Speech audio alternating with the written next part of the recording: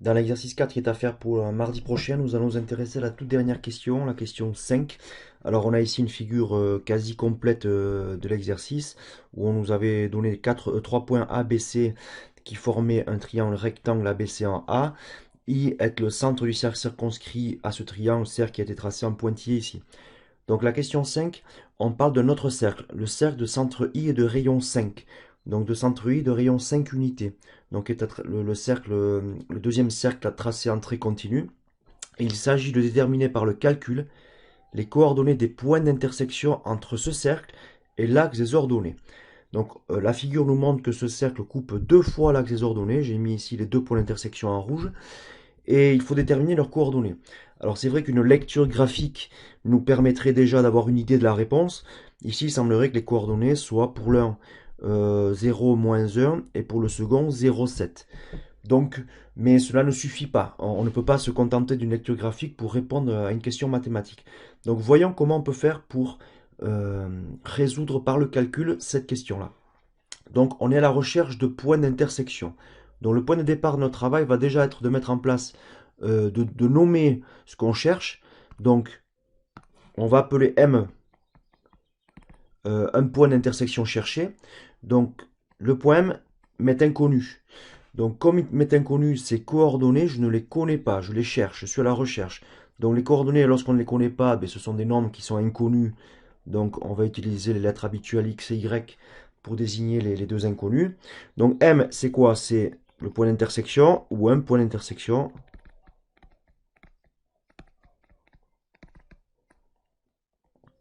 entre le cercle C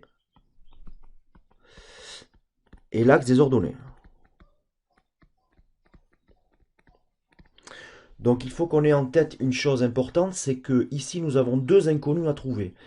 Et ben, comme d'habitude en mathématiques, lorsqu'on a des inconnus à trouver, ces inconnus, on va les obtenir en résolvant des équations. Donc on va essayer de voir comment on pourrait mettre en place des équations qui nous permettraient de résoudre, de retrouver ces inconnus-là. Alors pour mettre en place des équations, il faut d'abord utiliser les infos du texte. Alors le poème, c'est un point d'intersection entre deux objets. Donc analysons un petit peu ça.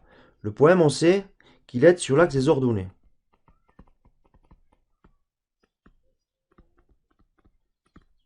Donc on sait qu'un point qui se trouve sur l'axe des ordonnées, c'est pas n'importe quel type de point, c'est un point particulier. Et tous les points qui se trouvent sur l'axe des ordonnées ont une particularité commune, c'est que leur abscisse à tous ces points est égale à 0. N'importe quel point qui se trouve sur l'axe des ordonnées a une abscisse égale à 0. Donc je peux déjà déterminer l'abscisse du point M. Donc l'abscisse du point M, que moi j'ai appelé X, vaut 0. Donc j'ai déjà déterminé rapidement et facilement une des deux coordonnées cherchées.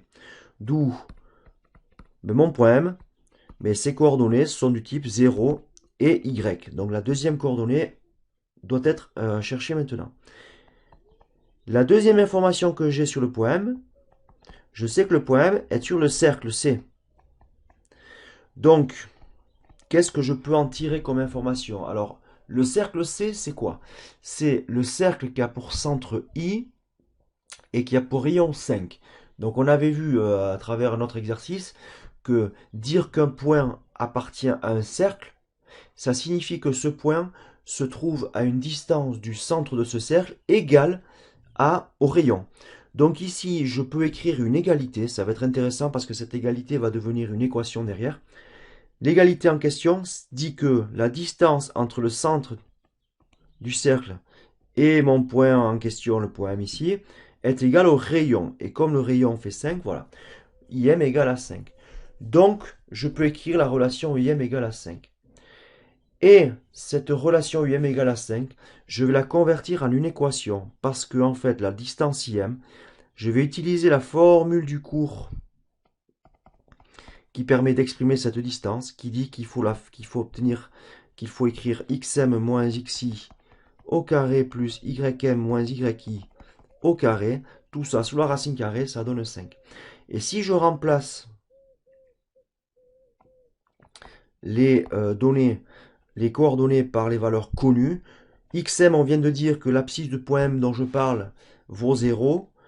Le point I est connu, son abscisse, on l'avait déterminé normalement à la question 3, je ne l'ai pas corrigé ici, c'est à vous de le faire, C3 au carré, plus YM, c'est l'inconnu Y que j'ai nommé, moins l'YI, c'est également 3 au carré égale à 5. Ce qui donne pour équation 0 moins 3, c'est moins 3 au carré, ça fait 9, plus Y moins 3 au carré égale à 5. Alors maintenant, on est devant une équation à résoudre. Donc une équation un peu particulière parce que on a une racine carrée qui peut nous embêter. Alors ici, il y a une astuce qui va nous permettre de nous libérer de cette racine carrée. C'est que je vais passer tout ça au carré.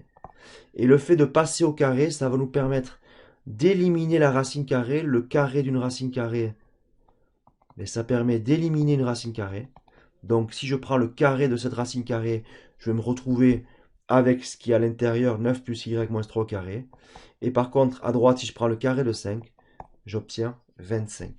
Donc finalement, notre problème de recherche du point M se ramène à résoudre cette équation ici. Donc je vous laisse maintenant continuer le travail parce que vous êtes devant une situation qu'on a déjà traitée il y a quelque temps, une équation du second degré. Dans les équations du second degré, on avait une méthode pour les résoudre. Donc je vous laisse continuer cet exercice par vous-même. Et normalement, si vous le travaillez correctement fait, vous aboutirez à deux solutions pour Y, ce qui nous montrera bien qu'il y a deux points d'intersection. Vous aurez donc les deux points d'intersection, vous connaîtrez leurs coordonnées.